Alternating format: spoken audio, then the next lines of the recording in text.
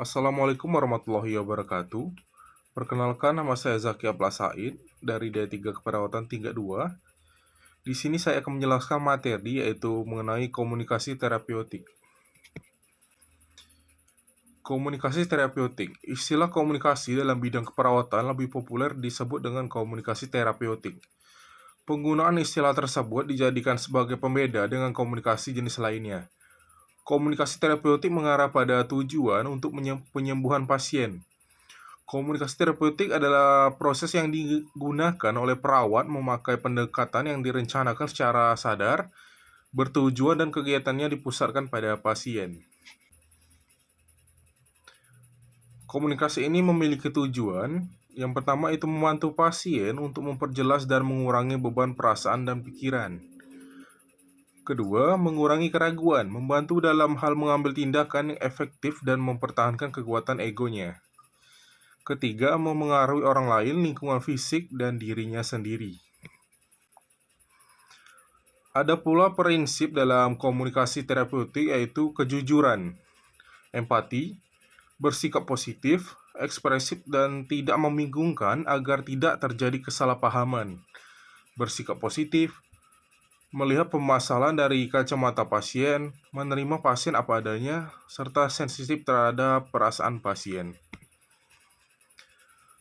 Dalam komunikasi ini terdapat juga fase-fase. Fase yang pertama itu adalah fase prainteraksi. Dimulai sebelum kontak pertama perawat dengan klien.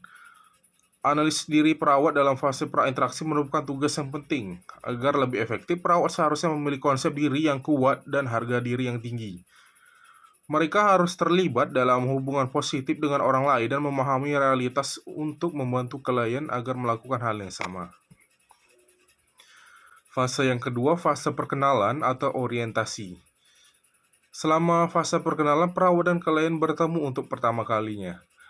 Alasan klien mencari bantuan menjadi dasar pengkajian keperawatan, membantu memfokuskan pada masalah klien.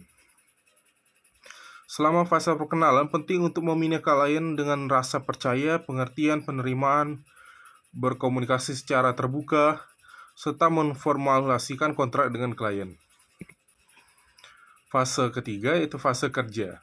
Perawat dan klien menggali stresor dan meningkatkan perkembangan penghayatan pada klien dengan mengakibatkan persepsi, pikiran, perasaan, dan tindakan.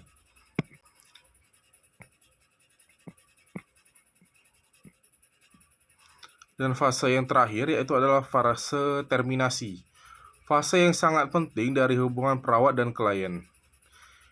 Inilah waktunya untuk berbagi perasaan dan kenangan serta mengevaluasi klien dan pencapaian tujuan. Tingkat rasa percaya dan intimidasi diperkuat, refleksi mutu suatu hubungan dan perasaan. Ada pula teknik dalam komunikasi terapeutik, yaitu pertama itu mendengarkan. Mendengarkan klien merupakan peraturan pertama dalam hubungan terapeutik. Hal ini mewujudkan wujud menghargai klien dan pendorongan yang kuat. Kedua, kata pembuka yang luas. Pembukaan yang luas memperkenalkan klien, mengetahui bahwa perawat dapat diakses dan mengikuti apa yang dikatakan klien. Mengulang pertanyaan. Mengulang pertanyaan menunjukkan bahwa perawat sedang mendengarkan. Klarifikasi, yaitu mencoba untuk merangkai dalam kata-kata tentang ide atau pikiran yang tersirat maupun eksplosif dalam pesan verbal. Lalu refleksi. Tujuannya itu adalah perasaan ialah memfokuskan pada perasaan untuk membawa klien untuk mengungkapkan perasaannya. Lalu memfokuskan. Hal ini dapat menolong klien menjadi lebih spesifik.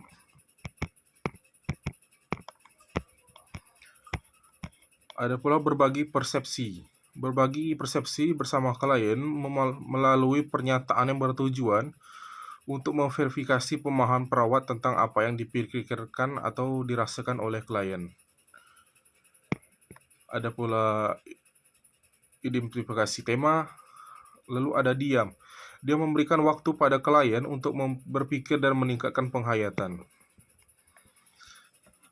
Selanjutnya menginformasikan atau memberikan informasi merupakan teknik perawat yang penting di mana perawat memberikan informasi kepada pasien. Yang terakhir yaitu menyarankan, ialah menyajikan alternatif sebagai teknik terapeutik. Hal ini merupakan tindakan yang berguna ketika klien telah menganalisis area masalah dan mengeksplorasi alternatif mekanisme coping. Itu saja yang dapat saya sampaikan. Saya akhiri. Wassalamualaikum warahmatullahi wabarakatuh.